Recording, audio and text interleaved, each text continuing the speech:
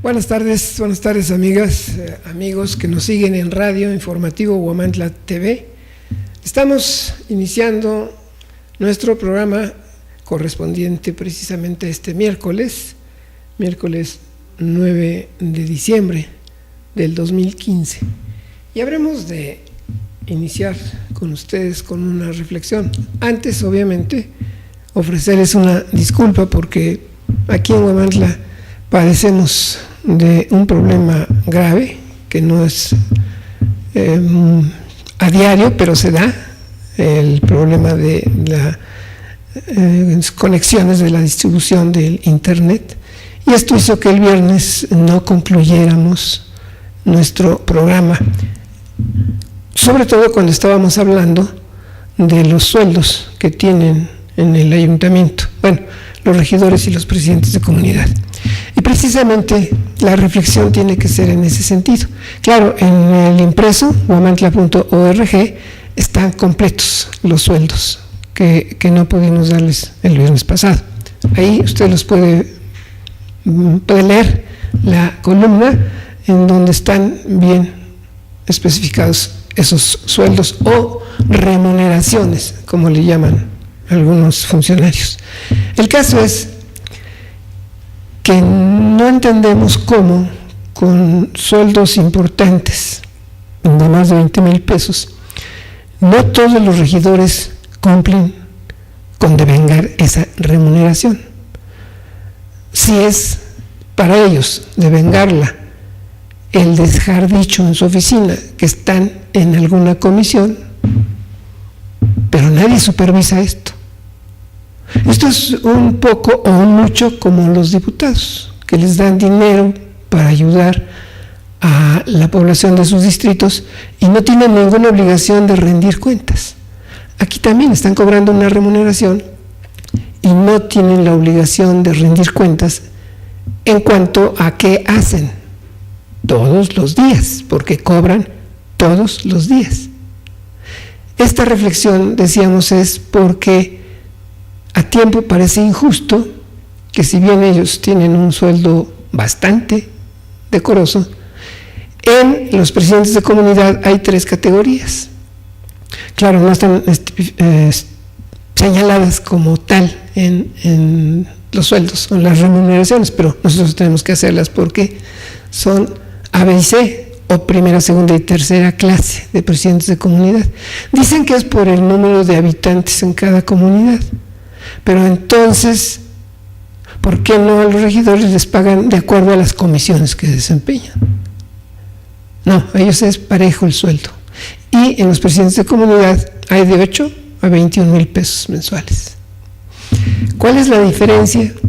¿Cuál es la comunidad más pequeña en donde seguramente no trabaja el presidente de comunidad o con la misma intensidad de quien gana 21,000 pesos de las comunidades más grandes? ¿Por qué no hay una explicación? ¿Por qué no hay un informe? Pero no de lo que dicen que hicieron, sino de por qué esa diferencia tremenda de sueldos o de remuneraciones, para hacer como ellos dicen, de remuneraciones. ¿Por qué? Porque 8,000 pesos uno y 21,000 pesos otro. Hay otro con 10,000 y pico. Son 3 categorías. ¿Por qué? Es dinero del pueblo. El pueblo tiene derecho a saber por qué esas diferencias y cómo devengan esos sueldos, tanto los presidentes de comunidad como también los regidores. Ojalá y en algún momento, yo en la columna que se publica en huamantla.org, el impreso, yo les ofrezco que si tienen alguna necesidad de replicar lo que comentamos, con mucho gusto serán bienvenidos. Yo no creo que venga nadie, pero serán bienvenidos. Esta es hoy nuestra reflexión. Vamos a ir a un corte. Este mediodía, uno de los portales de Tlaxcala, esto es Consulta, sube una información que se relaciona con el que sí o no han basificado a empleados algunos diputados allí en el Congreso del Estado. Esta información apunta que la Cámara o el Congreso del Estado, a través del Comité de Administración que preside el diputado Javier Vázquez Sánchez, rechaza que haya autorizado nuevas basificaciones de trabajadores que laboran en el Poder Legislativo. El titular de este comité dijo que la información que ha circulado en algunos medios de comunicación es falsa y además dolosa. Dice que lo que se ha publicado en los últimos días en algunos medios es información falta de sustento. Y bueno, es que no tiene poco tiempo, hace mucho tiempo se ha estado manejando que varios diputados, la mayoría, han llevado a sus gentes, a sus colaboradores, colaboradoras, les han dado empleo y estaban buscando darles la basificación. Esto ha ocurrido en otras legislaturas, como ha ocurrido en muchos ayuntamientos. Por eso es tan gruesa la nómina en muchas partes. Así que cuando se empezó a dar esta información en algunos medios, como dice el diputado Vázquez Sánchez, efectivamente el lector, el que escucha, el que ve estos comentarios, pues dice otra vez, simplemente otra vez. ¿Por qué no? Si finalmente pueden hacer lo que quieran. Decíamos hace un momento, si el dinero que les dan para ayuda no tiene por qué justificarlo, imagínense si tendrían que justificar el basificar a sus colaboradores. Pero bueno, la información dice que este diputado afirma que hasta el momento no se han hecho movimientos en el estatus laboral de los trabajadores del Congreso. Bueno, ya está aceptando que hasta el momento no. Por lo que, entre comillas la nota, por lo que no aceptamos que a través de información, falta de sustento y seriedad nos acusen dolosamente. O sea, son víctimas los diputados. Precisó que en ningún momento ha tenido acercamiento con los líderes de los sindicatos 7 de mayo o 4 de octubre para abordar el tema de nuevas basificaciones. Y dice, reitero, que es falsa la información publicada, pues ninguno de los diputados de la actual legislatura ha propuesto que se haga este tipo de movimientos laborales. Pero lo que no dicen, eso no lo informan, es que en cada legislatura, cada diputado tiene la posibilidad de llevar gente a trabajar y que pues ha sido muy normal que busquen dejarlos sindicalizados. Esto es con base, como repito, se ha hecho también en muchos ayuntamientos, incluido el de Huamantla, en otras administraciones. Pero bueno, lo niega este diputado. Por otro lado, hay información interesante para quienes están atentos a lo que está ocurriendo ya en las campañas electorales, sobre todo en cada partido. Braulio Guerra Urbiola, que es diputado federal priista, claro, por el estado de Querétaro, acaba de ser designado como coordinador regional en Tlaxcala. Esta posición le va a permitir encargarse del proceso interno para elegir al candidato al gobierno del estado. Hay un delegado que es Javier Michel Díaz, él sigue como delegado, pero no va a tener injerencia en la conducción, en el proceso de selección de candidatos a gobernador, diputados, presidentes municipales y de comunidad. Y es que así trabaja el PRI regularmente. El delegado es delegado hasta cierto momento, se queda, pero no va a poder intervenir. Bueno, por lo menos oficialmente.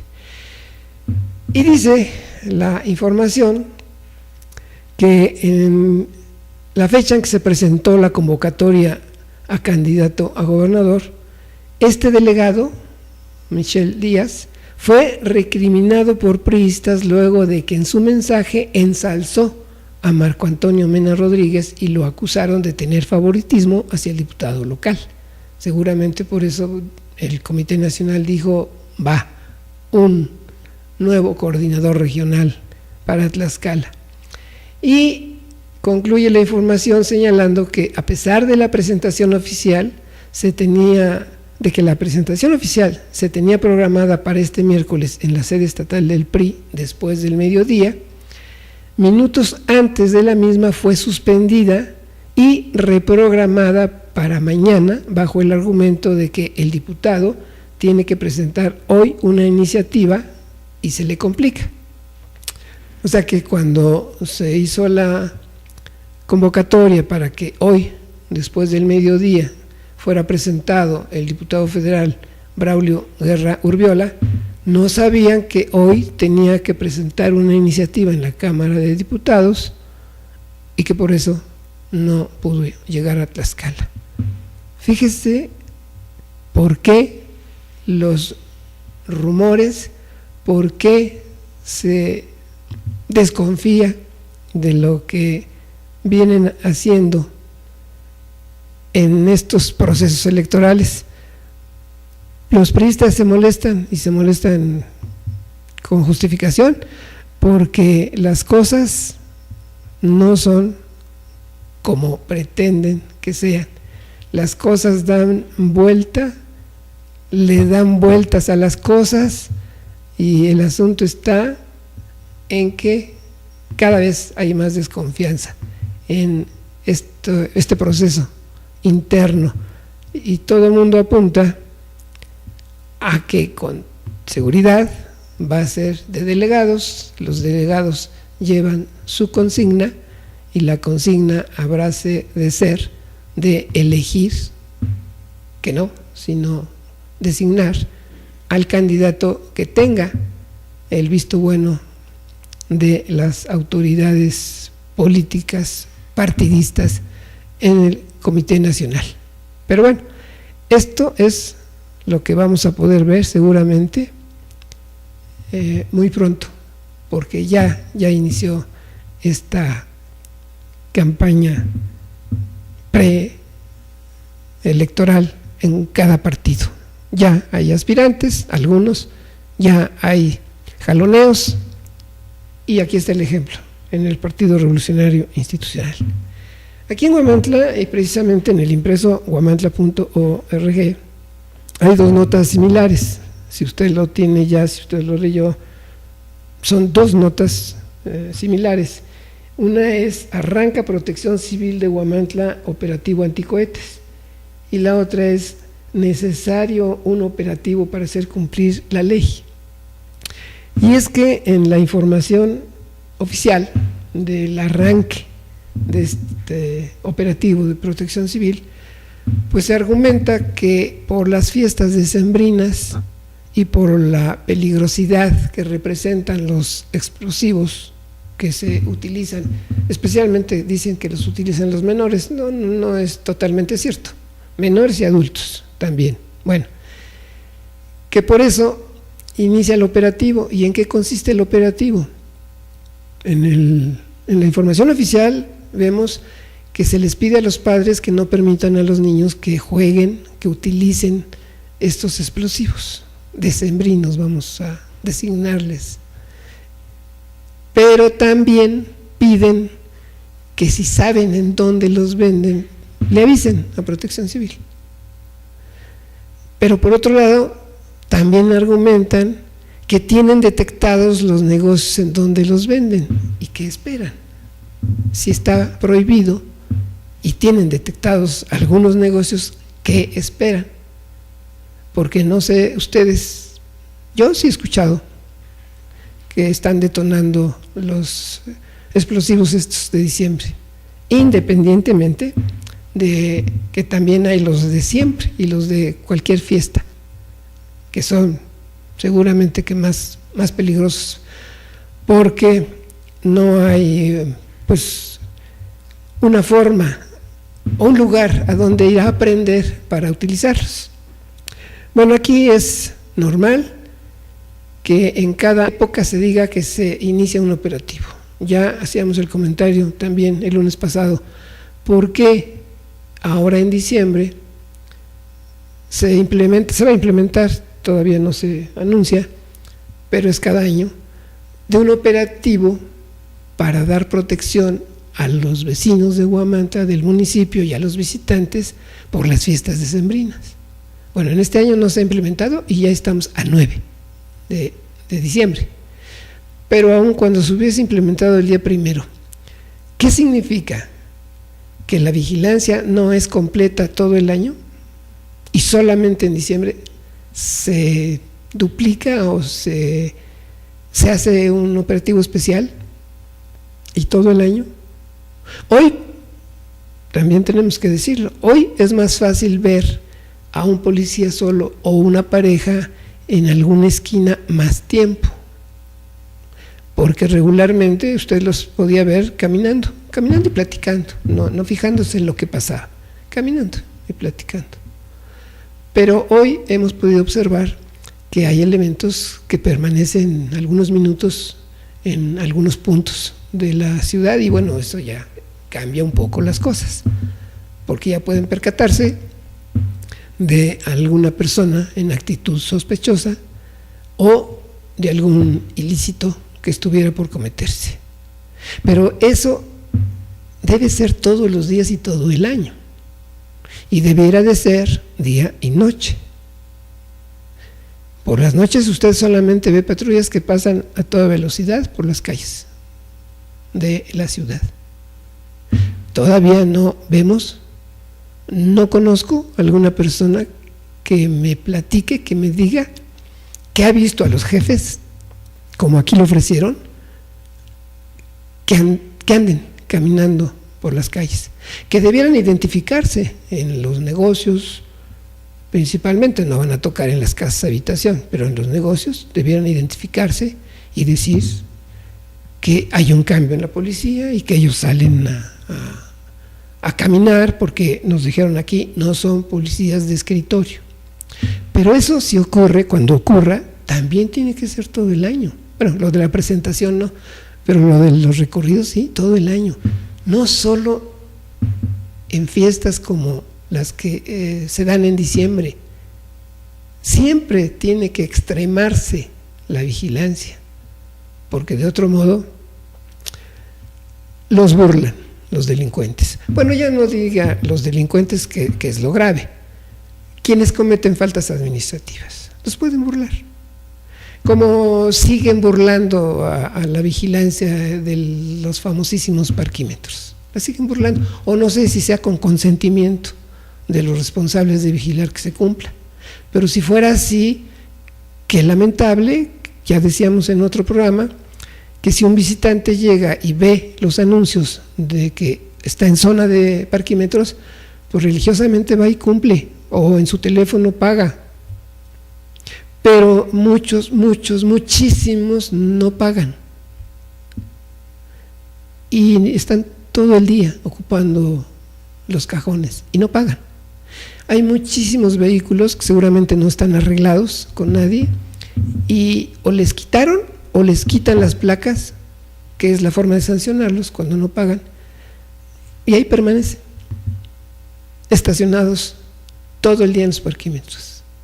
Usted puede ver, bueno, incuestionablemente que lo puede ver, y también ya lo comentamos, en la calle Allende, pues todos esos cajones, por el comercio de temporada, pues dejan de funcionar, y aquella promesa, aquel ofrecimiento de la empresa de entregarle cierta cantidad al ayuntamiento para que lo ocupara para obras, ¿a dónde queda? ¿Cuánto dinero diariamente se está perdiendo? Yo no creo que lo que les cobran a los que expenden todo lo de temporada sea semejante a los 5 pesos por hora de las 8 de la mañana a las 8 de la noche. No lo creo. Bueno, todo esto porque solamente, decían, solamente en fiestas importantes se deben implementar los operativos, o la vigilancia debe ser permanente y siempre. Eso no creo que nos lo puedan contestar. Hay una nota a propósito de los explosivos. Hay una nota en El Sol de Tlaxcala que aparece el día de hoy, en la que se señala que con el objetivo, dice, de disminuir riesgos en la población y con el antecedente que se tiene del accidente con cohetones en la comunidad de Jesús Tepaltepec, municipio de Nativitas, donde se perdieron 13 vidas, la diputada por el Partido Revolucionario Institucional, Cecilia San Pedro Minor, presentó una iniciativa para exhortar a los 60 ayuntamientos a crear consejos municipales de vigilancia de uso y quema de juegos pirotécnicos. Dice la información del Sol de Tlaxcala que en la exposición de motivos la legisladora señaló que existe un riesgo exponencial durante las fiestas decembrinas, ya que por costumbres y tradiciones se queman los famosos fuegos pirotécnicos, pero dijo que no solo en las procesiones religiosas, sino también en las reuniones familiares, y asegura que esto es una manifestación de las tradiciones de cada uno de los pueblos, pero también consideró que es una actividad que representa un peligro para la seguridad de las personas. Por esto, pues recordó los hechos lamentables ocurridos en marzo del 2013 durante una procesión patronal ahí en la comunidad de Jesús Tepaltepec, municipio de Nativitas, cuando la explosión de una gran cantidad de artificios pirotécnicos dejó más de 150 personas lesionadas y 13 personas muertas. Dice que sirva esta tribuna para llamar la atención y buscar la concientización de las autoridades municipales y de la ciudadanía a fin de tomar las medidas y acciones para la prevención de riesgos y diseño de políticas y programas municipales que protejan la seguridad de las personas y sus bienes. Esto en festividades, añade, que conlleven la quema de fuegos pirotécnicos. Y sigue más la información, pero aquí nos damos cuenta, desafortunadamente, que una diputada, bueno, por lo menos quien está pretendiendo esta iniciativa, pues no conoce que en cada municipio hay un bando de gobierno y que en el texto de este bando de gobierno existe la obligación de cuidar estas cosas y de que es la autoridad la encargada y la obligada a darle protección a toda la comunidad, a todos los habitantes del municipio. ¿Cómo darles protección? Cuidando esto, así de sencillo, cuidando esto. ¿Por qué una diputada no se da cuenta de que lo que está proponiendo, pues debiera ser que cumplan con su obligación los ayuntamientos?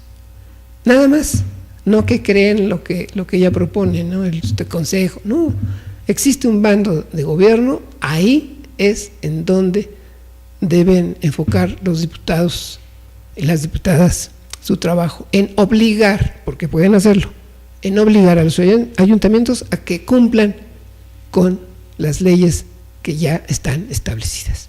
Pero bueno, estas son las informaciones con las que hoy nos encontramos en este miércoles 9 de diciembre. Vamos a hacer otra pausa y continuamos. Bien, vamos a continuar y le damos la bienvenida al licenciado Marco Antonio Díaz, que nos acompaña para platicar desde el punto de vista legal de algunas cosas que son interesantes, yo pienso. Bienvenido, licenciado. Gracias, Joaquín, muy buena tarde, gracias por la invitación. Y pues ya lo hemos tratado, ya aquí lo hemos dicho muchas veces, pero yo tengo todavía la duda porque la policía jamás se preocupó por informar qué pasó con aquel caso del niño de 8 años, que sí, demostró que accidentalmente con una piedra le causó problemas al parabrisas de un automóvil. ¿Cuál es mi duda en el proceder? Bueno, no en el proceder, en todo lo que ocurrió ahí. Lo que oficialmente supimos es que el niño es enviado a un mandado por sus papás. Esto no lo habíamos dicho, pero tenemos que decirlo por el lugar. En la colonia Cuauhtémoc lo mandan por algo, a comprar algo. El niño de 8 años le teme a los perros. Se hace de unas piedras, sube al paso superior que existe allí en Cuauhtémoc y se encuentra con los perros o ve los perros y les avienta piedras, y una piedra va a caer en el parabrisas de un automóvil. Yo no sé si estaba estacionado o iba circulando, porque si iba circulando, ¿cómo pudo ver al niño? Sería difícil, ¿no? Pero bueno, quién sabe. Eso como que es secreto de Estado en la policía, no se sabe.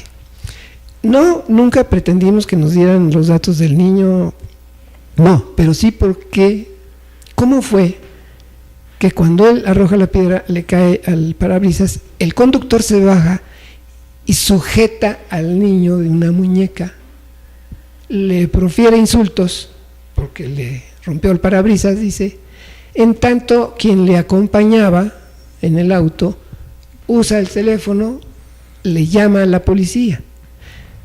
Estamos hablando de 5 kilómetros aproximadamente, no llegó en 5 segundos la policía. Todo ese tiempo el conductor tuvo sujeto al niño de la muñeca y ya lo había insultado. Y yo insisto, es un niño de 8 años. Llega la policía, pero ¿qué pasó? ¿Qué dijeron? ¿Cómo fue la solicitud de auxilio? Que llegan 4 patrullas con equipo de granaderos y con perros. Se dan cuenta, claro, para cuando llegaron ya se había reunido ahí gente que estaban, unos que sí se iban a robar al niño, otros en contra de los padres porque no cuidan al niño, ya se iba a dar un zipizape ahí, y la policía opta por lo que debió haber hecho de inmediato, ¿verdad? Venirse a las oficinas policíacas, pues para aclarar la situación, porque en el momento la policía no sabía. No sabía que llega con su equipo de granaderos, imagínense, y es un niño de 8 años el que causó la tragedia de romper un parabrisas. Hasta ahí, ¿cómo lo ve un abogado como usted? Sí, pues yo creo que fue muy exagerada la intervención de la policía, en primera por lo que usted me comenta y porque llegaron pues 4 patrullas, ¿no? Pero algo muy curioso y delicado, don Joaquín, porque se habla de un menor de 8 años de edad, es decir, ni siquiera es considerado todavía como un adolescente, que el adolescente, de acuerdo a la ley de justicia para adolescentes de Tlaxcala, la contempla que tenga 12 años cumplidos, menor de 18, y entonces esta persona sí es sujeta a un procedimiento ante un tribunal especializado, pero en este caso, si es un menor de 8 años de edad, todavía aún más delicado la actuación de la policía, porque para ese menor, obviamente que vulneran garantías individuales totalmente, y aparte es un procedimiento muy especial, que ya ni es ante el Ministerio Público, ni es ante la Policía Municipal. La ley señala en esos casos, cuando es un menor de 8 años de edad, o sea, de 12 años hacia abajo, debe ser ante un juez familiar. ¿Sí? Y el juez familiar debe tomar las medidas pertinentes para que el menor quede sujeto, pero a una responsabilidad, pero dentro de las medidas que imponga un juez familiar, porque es un menor de 8 años, o sea, no sujeto todavía a un procedimiento de carácter penal judicial. Obviamente la ley de adolescentes señala claramente que son sujetos los que tienen 12 años de edad, menor a 18 años, y entonces habla de un procedimiento, pero aquí sí es muy, muy lamentable que en este caso la policía, cuando tiene conocimiento, cuando llega al lugar, debe de percatarse que quien cometió o quien señalan pues es un menor de edad, menor de 8 años de edad, y que obviamente debía tener otro trato especial y no con ellos, porque tal pareciera acá que la policía municipal pues ignora los procedimientos que deben de seguirse cuando se señala a un menor de esta edad.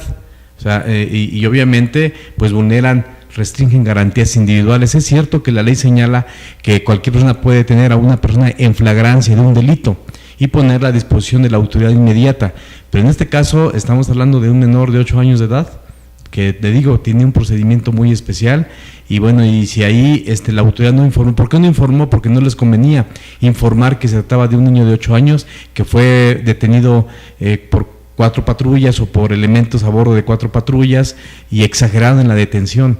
Si había un delito o un daño, pues yo creo que allí los papás vean mandar a los papás y a lo mejor en vías de conciliación pues llegar a un arreglo, pero así como lo hicieron y como lo magnificaron, obviamente que no lo van a informar porque vulneraron garantías individuales de ese menor de 8 años de edad.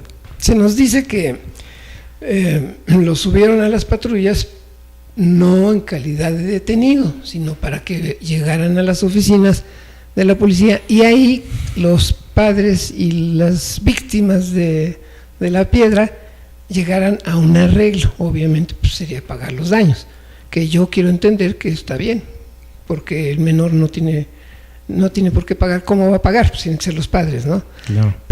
Pero con lo que usted me está diciendo significaría entonces que no hay sangre, no hay un delito mayor, Sí, grave.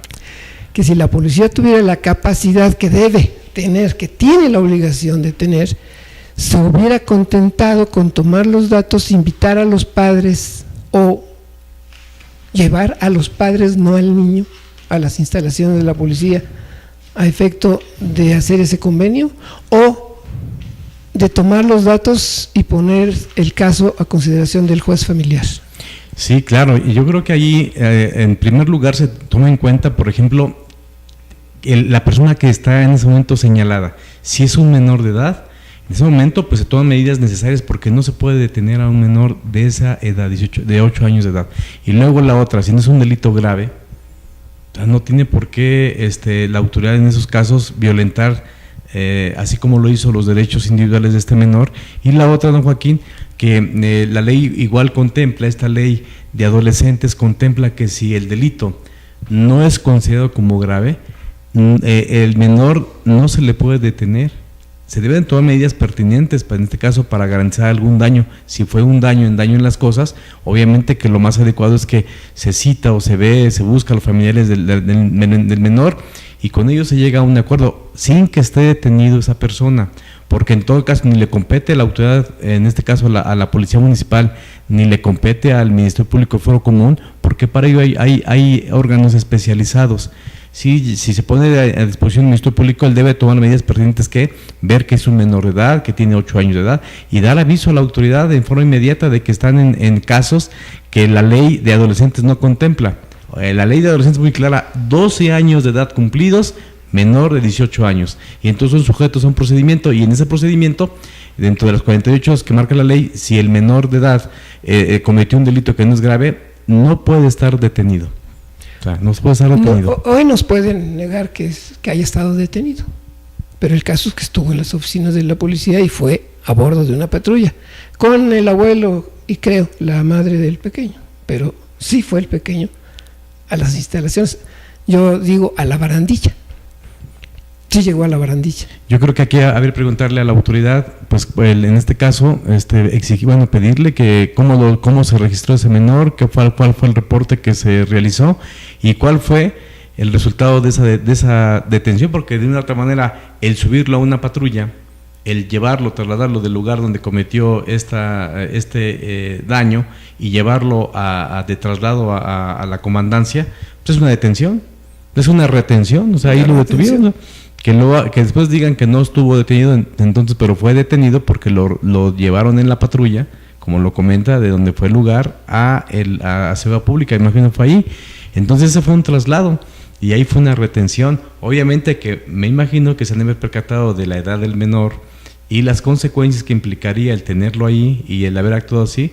Yo casi le puedo asegurar que ese menor no le fincaron ninguna responsabilidad porque no la tiene que haber, y a lo mejor llegaron en forma económica a algún acuerdo con los papás o las familias de este niño, pero sí la detención no es lo correcto porque están violando la ley ahí totalmente. Y en el caso yo tengo la duda y ustedes nos la disipan.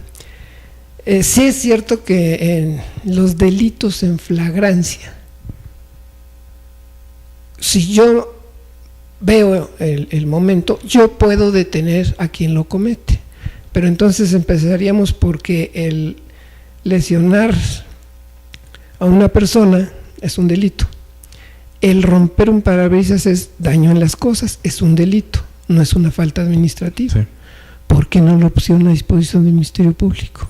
Exacto, o sea, porque ahí le digo que debía ser en forma, si hay flagrancia, como la hubo, porque detienen el conductor, detiene al menor, lo sujeta de la muñeca, del brazo, y habla y llega la policía, lo entrega. Pues en este caso no sería ante la autoridad municipal, o sea, los elementos de seguridad pública. La ley dice que cualquier persona que observa o tiene conocimiento de la comisión de un delito y es flagrante, o sea, es flagrancia, puede detener a esa persona y ponerla en forma inmediata a la autoridad competente. ¿Y quién es la autoridad competente para conocer de los delitos? El Ministerio Público.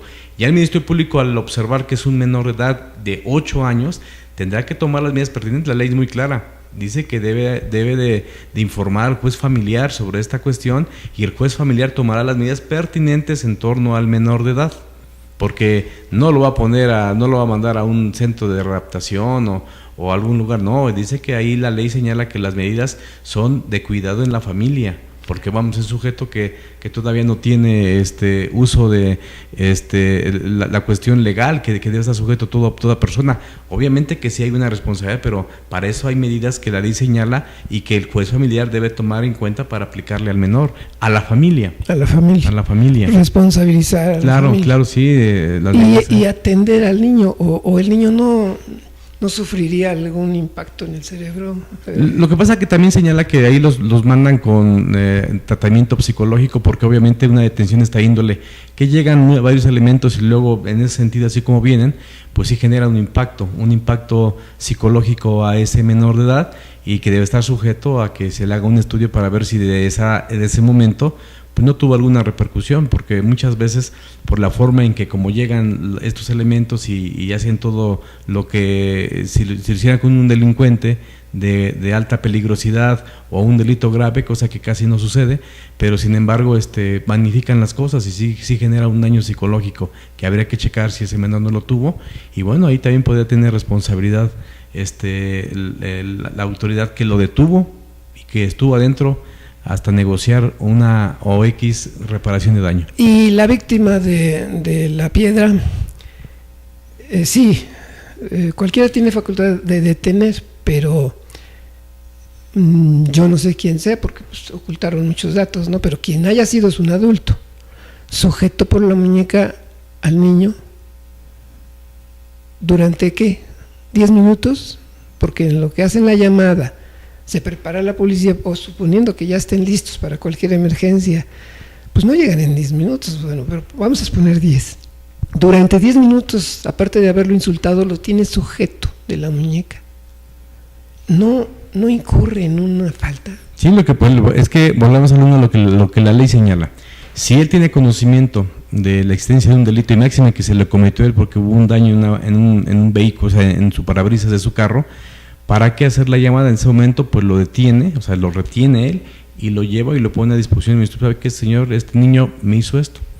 O sea, aquí está. Entonces ya el Ministerio Público bajo su más estricta responsabilidad.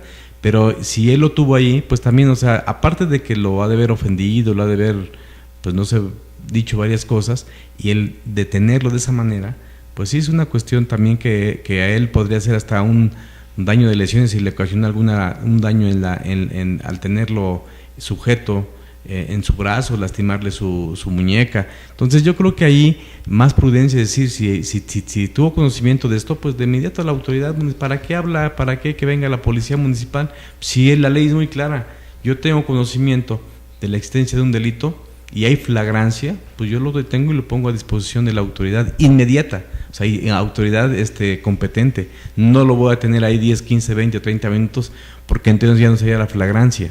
Sí, y entonces ahí es cuando ya muchas veces cuestionamos el término flagrancia, cómo fue, si en verdad lo existió o por qué tanto tiempo no ponerlo a la autoridad que es competente, que en este caso sería el Ministerio Público, para que él tome las medidas pertinentes y no se cometan este tipo de asuntos que llaman la atención. Coincidimos en que es un delito porque es daño en las cosas. Sí, totalmente. Es un delito. Sí, es un delito, sí. Y se puede, sabiendo que es un delito, conciliar, no llegar al Ministerio Público y acordar que pagan y ya, Sí, ¿O claro. ese acuerdo tiene que ser el Ministerio Público? Mire, muchas veces se llega ante el Ministerio Público porque vamos, también la gente ya no confía en la palabra de las personas.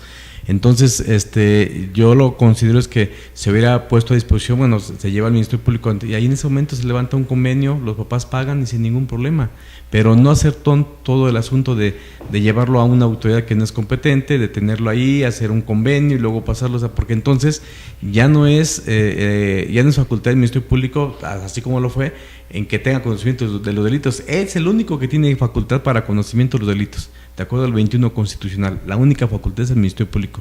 La persecución, y acuérdese que ahora don Joaquín, que ya entró en vigor aquí en Tlaxcala, en todo el territorio de Tlaxcalteca, la reforma constitucional del juicio oral, pues todo persona es inocente hasta que no se demuestre lo contrario. Entonces el principio de presunción de inocencia, y ahí ese principio vulnera, si no se sabe llevar, pues vulnera las garantías constitucionales que tiene sujeto toda persona que es señalada responsable de un delito, porque ahora ya tiene que la autoridad que respetarle muchas garantías, y si no, pues luego usted ha visto, somos testigos nosotros a nivel nacional, de que las personas que cometen delitos graves, pues salen porque no estuvo bien integrada la averiguación previa. Pero yo creo que aquí se debe de empezar aquí, para eso vienen las medidas alternativas de solución de los problemas. Pues si no, ¿qué caso tiene que exista? Pero con todo lo que usted nos está explicando, yo obviamente soy ignorante de las leyes, pero estoy pensando, a ver, falta administrativa o delito, debe probarse. ¿Quién probó que fue la piedra que el niño aventó, la que cayó en el parabrisas? Por eso le comento que aquí es muy, muy, muy delicado el principio de presunción de inocencia. A ver, este señor lo detiene, bueno, y nada más porque lo detuvo y es el responsable. O sea, ahora las cosas cambian, don Joaquín, y entonces para que exista, dicen que el que afirma está obligado a probar. Obviamente, por eso le digo que si fue la detención, lo pasan a seguridad pública y ahí lo cuestionan, llegan a un convenio. O sea, ¿quién asegura que ese menor fue el que botó la piedra y que fue el que provocó el daño? Suponiendo que él aceptara que se las lanzaran los perros. Sí, pero yo creo que también tendría que alguna justificación, pero yo insisto mucho en la cuestión, don Joaquín, que para que pueda existir un señalamiento directo se debe de comprobar que fulano de tal cometió ese delito, cometió ese acto, ¿no? Que para poder ser castigado como delito. Claro. Por eso es que ahora se debe tener mucho cuidado cuando se denuncia a alguna persona, y ahora con todo el procedimiento penal que ya es diferente, pues se debe de demostrar que quien cometió el delito pues debe estar probado desde que se hace la detención por parte de la policía. ¿Sí? Lo que ahora le llaman la carpeta de investigación, que ya muchas veces, pues si vemos los partes informativos que están mal elaborados, imagínense una carpeta de investigación de esta índole, lo que trae como consecuencia. Entonces yo creo que ahí hubo una exageración de esta detención, y por eso es que no se informó. Cuando se comete algún tipo de arbitrariedad y no se hizo bien, o sea, se hizo tan mal, pero que no lo quieren dar a conocer públicamente, porque entonces dañaría más la imagen que se tiene de cuando se actúa en este tipo de casos. Pero lo malo también es que, bueno, aparentemente cumplieron con los ordenamientos legales, porque en el bando de gobierno se señala bien claro que cuando se trata de un menor de edad, no debe darse a la publicidad, menos a los medios de comunicación. Que incluso ¿cómo les llaman ustedes? Las actas o las diligencias que se levanten tienen que estar separadas de los adultos. Sí, claro. Por eso digo que ahí es muy meticuloso el Ministerio Público cuando se tiene la duda de que si es adolescente, si es adulto mayor, no sé, o sea, tienen que, en el caso, pues el acta de nacimiento para verificar la edad que tiene esa persona, y luego ponerlo, separar el de la cuestión adulta al menor, y dentro de las 48 horas pues turnarlo a un tribunal competente de adolescente para que él determine lo conducente. Y si no es un delito grave, no puede estar sujeto no puede estar detenido. En ese mismo momento puede solicitar su libertad. ¿Por qué? Porque no es un delito grave. Hay que diferenciar delito grave a un delito no grave. Y si hubo delito de querella, en este caso, para que exista el delito de daño en las cosas, se requiere un elemento fundamental, don Joaquín: la querella, que haya una denuncia, una querella del afectado en un derecho para que pueda prosperar. No de palabra llamo a la policía: oiga, me rompieron Pero yo dudo mucho qué habrá dicho la persona que solicitó el auxilio policiaco, o se tratará de una persona influyente. ¿Cómo es que van 4 patrullas? Sí, yo creo que, digo, por eso, en el delito de daño en las cosas, para que proceda el delito de daño en las cosas, se requiere una querella. ¿Qué es la querella? Pues que yo como afectado de un derecho, pues la interponga. Por eso los tribunales federales, cuando se integra una mala averiguación y cuando decimos, ¿sabe qué? No existe el elemento de procedibilidad, que es la querella, o sea, el interés jurídico no está demostrado. Por eso es que muchas veces, desde cuando se concede el amparo porque dictan formal prisión, pues ya estamos ahí sabedores de que no está acreditado el interés jurídico, porque no hay ese requisito de procedibilidad, que es la querella de quien resultó afectado en un delito. Entonces aquí, pues obviamente, si yo le comento esto, la detención que hicieron, mal, porque entonces, ¿en qué se basaron para una flagrancia? Sí, hubo una querella, o sea, es decir, para que le hubieran pagado al señor, hubiera presentado una querella, y entonces, con base en la querella, pues ya hay un interés jurídico. Pero tendría que ser en el Ministerio Público. Exacto. No en la policía. Yo te digo casos de que ya ahora los jueces municipales, pues ya resuelven también cuestiones de ese tipo. Pues yo creo que debe para eso existe la autoridad competente, y luego vemos cada convenio que celebran y que ya dejan unidades ahí en garantía. Digo, no sé si tenga facultad el juez municipal, pero habría que checar muy bien también todo eso, don Joaquín. Bueno, por ejemplo, el bando de gobierno sí los faculta, pero por lo que usted me está diciendo es contrario a la ley. Claro, porque yo he tenido actas que he visto que levantan los jueces municipales, en donde ante ellos se les deja resguardo las unidades, vehículos y hasta facturas de las... Espérense, digo, pues entonces ya no existe el otro procedimiento de conciliación. Sí, te da una medida alternativa de que se concilien, pero también señala qué tipo de asuntos pueden hacerlo. Pero todo inicia con los elementos policíacos. Yo no creo que en 4 patrullas no vaya un oficial, que vayan solo policías, no sé aquí cómo se denominan, rasos. Debe ir un oficial.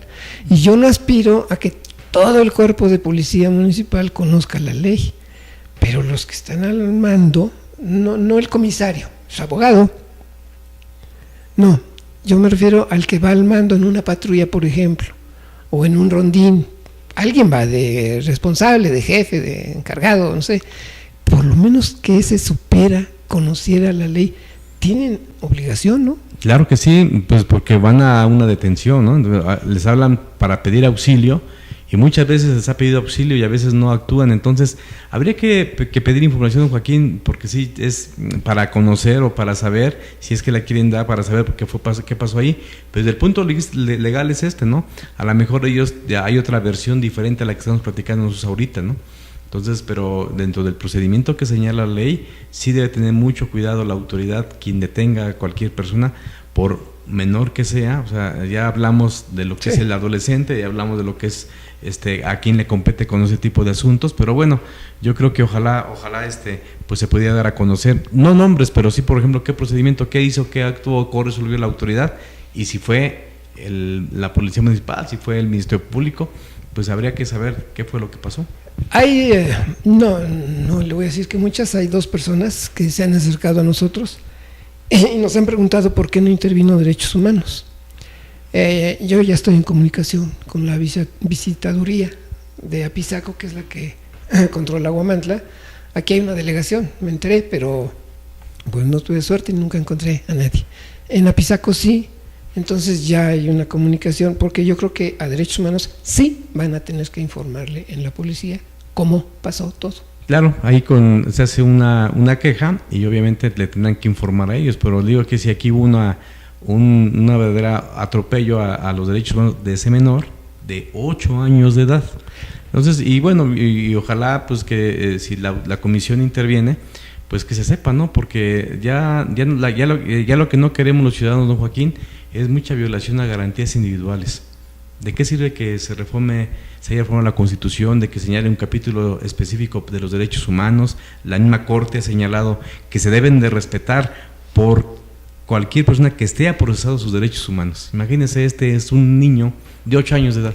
Independientemente que es muy valioso el respetar sus derechos, las personas que se acercaron a nosotros en lo que nos insisten es en el daño que tenga el niño, el daño psicológico que tenga por el tiempo que estuvo retenido con fuerza física, incuestionablemente con fuerza, pues para que no te vayas. Sí, y obviamente cuando llega la autoridad luego, le dicen, sí, como dice, sí, yo lo hice, pues ya con esa coacción, imagínense, por eso es que claro. Dicen que la confesión coaccionada pues carece de todo valor probatorio. Pero bueno, yo espero que estos casos no se sigan dando, que al contrario haya un respeto a las garantías individuales de toda persona, independientemente de que se cometa un delito, y si no es grave mucho mejor, o sea, porque se puede llegar a un acuerdo, a un arreglo. ¿De qué sirve que haya la reforma constitucional? ¿Para qué llenamos a los tribunales de asuntos que se pueden resolver en una plática, en un convenio, y estar sujetos a un ministerio público, a una integración de una evaluación previa, a una consignación, a un juez? Si lo podemos arreglar en forma inmediata, cuando hay voluntad de las partes, cuando no, bueno, pues ya ni modo. Pero en estos casos que es un menor de 8 años que no tiene la capacidad legal para enfrentar un procedimiento de esta índole, imagínense. Sí, son muchas las cosas lamentables, pero también lamentable es darnos cuenta de que la policía no está capacitada para poder aplicar sus funciones, o no las conoce, o no les interesa. Pero claro, lo que sea causa problemas. Claro, deben de conocerlo. En cambio, yo comentaba antes de que iniciáramos esta plática, por ejemplo, de los operativos, ahorita el anticohetes. ¿Por qué solo en diciembre? Sí, esto es un peligro latente. Sí, en cada fiesta de alguna comunidad, algún santo, pues todo el mundo escuchamos eso, ¿no? Y yo recuerdo que hace varios meses, yo creo que ya un año, que el obispo de la diócesis pidió que no, después de lo de Nativitas, ¿no? Sí. O sea que tiene más tiempo, pidió que no, ni al obispo le han hecho caso. Sí, no, yo creo que ahí hay falta de voluntad de la autoridad para el cumplimiento. Cuando se dice que no, es no. Además, bueno, que hay una ley, ¿no? Claro, sí, que debe regular, y por eso debe haber sanciones muy delicadas, muy duras contra este tipo de... En este caso, ahorita lo comenta usted de los cohetes, que ya ha habido tragedias, no tan solo aquí en Tlaxcala, en varios lugares de la República. Entonces, pero la gente persiste, insiste en que para tener contento al santo de donde patrono, de donde viven, pues echarle cohetes. Yo creo que se puede tener de otra manera el festejo, pero bueno, también hay falta de que la autoridad aplique la ley, nada más. Que el día que se aplique la ley, don Joaquín, vamos a tener un país, un municipio, un estado diferente. Pero cuando vemos que no se aplica la ley y que desde los máximos tribunales también no se aplica la ley como debe ser al caso concreto, pues ahí están las consecuencias. Bueno, pero sí es muy importante, y por eso nosotros le agradecemos que nos acompañe en estas ocasiones, porque quienes nos ven, quienes nos están escuchando, que sepan, porque algunos nos imaginamos como yo, pero ya cuando un abogado como usted nos explica, bueno, a lo mejor ya sabemos cómo defendernos, o pensamos en defendernos, que ya sería importante, pensar cómo defendernos. Claro, lo que debe de saber la ciudadanía es que ya una vez que entró en vigor en nuestro estado el nuevo juicio penal acusatorio, prevalece el principio de presunción de inocencia. Ya me acusen, me tienen que probar. Claro, y ya no me van a detener, sino que tienen que investigarme antes de que pueda. Por eso hay una carpeta de investigación. Entonces, que tengan mucho cuidado, y ojalá algún día puedas platicar sobre ese principio de presunción de inocencia, que es un asunto muy interesante, y máxime que ya entró la otra parte de nuestro estado, que fue el 30 de noviembre, y entró en vigor aquí en Tlaxcala. Y bueno, pues ya vamos a esperar si en verdad funciona o no el nuevo juicio penal acusatorio, y bueno, es el principio de presunción de inocencia. Y yo creo que con eso va el que ya hemos comentado aquí, de los informes que da la Procuraduría, de las detenciones que hace, y que pone la foto de un presunto defraudador, de un presunto X o Z, que con lo que usted me está diciendo no debe de ser. Pero bueno, vamos a tener oportunidad para platicar de esto y más en otras ocasiones. Muchas gracias por haber estado aquí en este miércoles, y a ustedes, amigas y amigos, muchas gracias por habernos escuchado, estar aquí con Informativo Huamantla TV. Lo esperamos el viernes próximo a la 1 de la tarde. Hasta entonces.